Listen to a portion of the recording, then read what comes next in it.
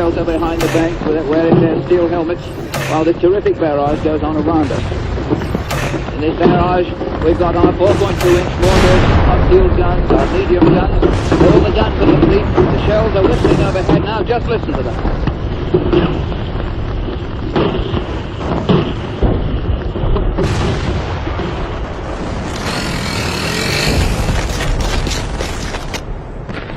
As far as I can see now, our infantry have advanced across the open cornfield and into the wood. The artillery is putting down a concentration behind the wood, and one of our tanks there from my right has just fired a couple of runs 250 yards from where I am.